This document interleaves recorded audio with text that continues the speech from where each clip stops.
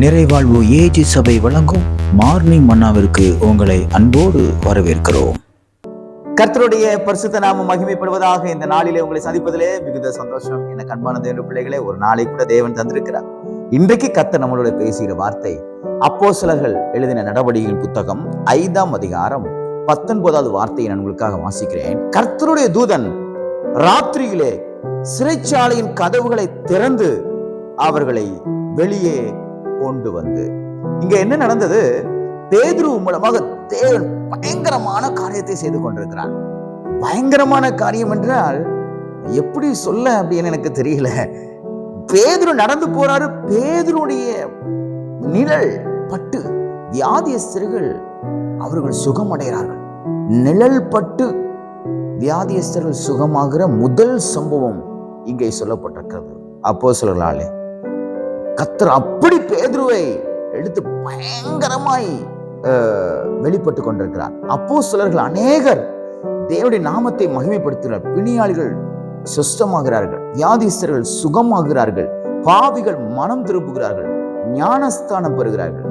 இதெல்லாம் தேசத்திலே கர்த்தர் பயங்கரமாய் செய்து கொண்டிருக்கும் பொழுது பிசாசு பார்க்கிறான், இவன் ரொம்ப தேவனுடைய ராஜ்யம் கட்டப்பட்டு கொண்டே இருக்குது, இவனை விட்டா இவங்களெல்லாம் விட்டா நம்ம ராஜ்யத்தை அழிச்சிடுவாங்கன்னு சொல்லி சதிசேயரையும் அங்க இருக்கக்கூடிய அதிபதிகளையும் ஏவி விடுறான். ஏவி விட்டு அவர்களுக்குள்ள ஒரு பொறாமைங்கிற ஒரு ஆவியை கொடுத்து அப்போஸ்தலர்கள் எல்லாம் பிடிச்சு சிறைச்சாலையில போட்டுறான்.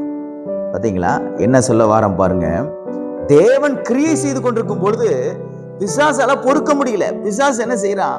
ஜனங்களை ஏவி விட்டு அவர்களெல்லாம் சிறைச்சாலை அனுபவத்துக்குள்ள போகிறான். ஒரு பக்கம் தேவன் பயங்கரமான இயற்கைக்கும் அப்பாற்பட்ட அற்புதங்களை செய்து கொண்டிருக்கும் பொழுது ஒரு கூட்டம் சிறைச்சாலையிலே போயிருக்கிறது. நன்றாக கவனிக்க வேண்டும். நம்முடைய வாழ்க்கையில தேவன் அதிகமாக கிரியை செய்யும் பொழுது பிசாசுக்கு பிடிக்காது. அவன் தன்னுடைய ராஜ்யம் அழிக்கப்படுங்கிறதுல அவன் ரொம்ப தீவிரமா இருப்பான். நீங்க நல்ல பரிசுத்தமா இருக்கணும்னு பாருங்க, பிசாசு இருக்க விட மாட்டான். நீங்க தேவனுக்காக பயன்படணும்னு இருக்க பாருங்க, பிசாசு இருக்க விட மாட்டான். நீங்க கர்த்தருக்காக நல்லா காணிக்க கொடுக்கணும்னு நினைச்சு பாருங்க, கொடுக்க விட மாட்டான். ஊழியம் செய்ய நினைச்சு பாருங்க, ஊழியம் செய்ய விட மாட்டான். சபையில உட்கார்ந்து கொஞ்ச நேரம் உபவாசம் பண்ணி ஜெபம் பண்ணணும்னு நினைச்சு பாருங்க, விட மாட்டான்.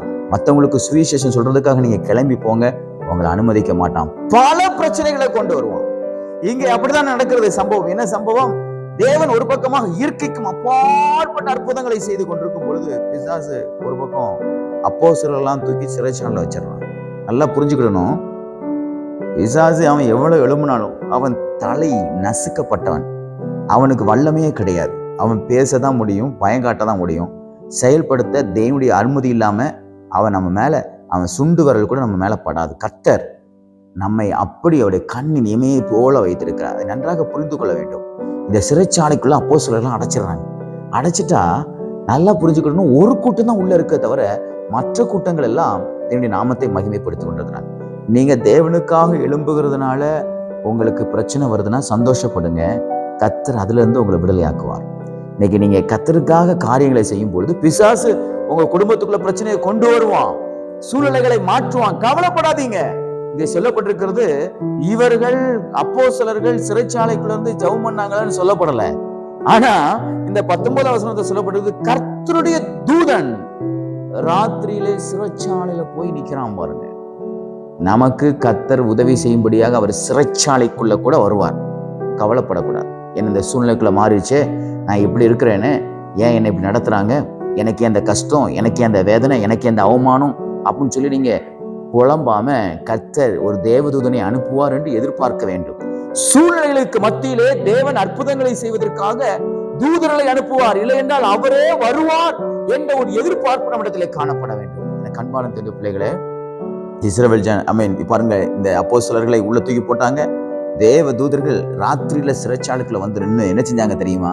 கதவுகளை திறந்து, சிறைச்சாலை கதவுகள் எல்லாம் அடைக்கப்பட்டிருக்கிறது. தேவ தூதர்கள் வந்த உடனே சிறைச்சாலை கதவுலாம் தானா கலண்டுச்சு பாருங்க.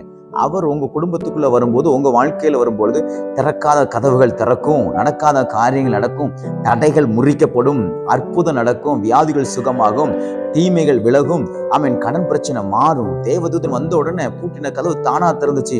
அப்போஸ்தலர் வெளியே கொண்டு வந்து விட்டுட்டு நீங்க போங்க, போய் ஊழியம் செய்யுங்கன்னு அனுப்பி விட்டுறான் பாருங்க. நல்லா கவனிக்கணும். திரும்ப அந்த கதவு எல்லாம் பூட்டப்பட்டுச்சு. திறந்த கதவுகளை தேவதூதன் திறக்கிறான், அந்த அப்போஸ்தலரை வெளியே கொண்டு வருகிறான். திரும்ப அந்த கதவு பூட்டின மாதிரி இருக்குது.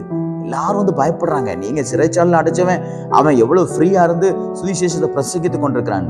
எல்லாருக்கும் பயம் உண்டாயிடுச்சு. தேவன் உங்க வாழ்க்கையில கூடிய கட்டுகளை உடைக்க முடியும், உங்களுக்கு நன்மை செய்ய முடியும். உங்க சிறைச்சாலை அனுபவத்தை தேவனாலே மாற்ற முடியும்.